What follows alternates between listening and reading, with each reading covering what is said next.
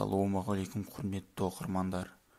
Жиында сөйлеген сөзінде мемлекеттік басшысы елдің атауын өзгертуді және стан жалғауынан құтылуды ұсынғандарға жауап берді. Тоқаев республиканың аты өзгертілмейтінін айтты.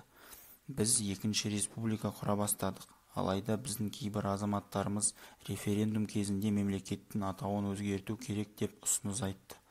Олар Қазақстан атауындағы стан жалғауын біздің елімізде және бүкіл Азияға жат деп санайды. Бірақ ол емес.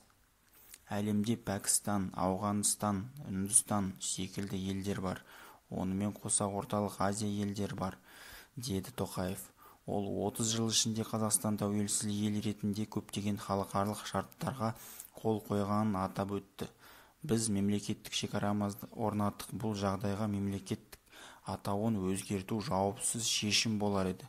Біріншіден, бұл біздің ұлттық қауіпсіздігімізге және халқымыздың бейбіт өміріне тікелей әсер ететінін білейік, деп атап өтті Қазақстан басшысы. Айта кетейік, бүгін президент жаңадан құрылған Ұлытау облысын жұмыс сапарымен келген болатын. Кеше мемлекет басшысының ұлттық құрылтай құру туралы жарлығы жарияланды. Ұлттық құрылтайдың қазіргі құрамында мәжіліс депутаттары мен КХА мүшелерін, азаматтық қоғам мен саяси партия өкілдерінен, сарапшылар мен өңірлерге қоғамдық кеңес мүшелерінен, кәсіпкерлерден жасақталған 117 адам бар.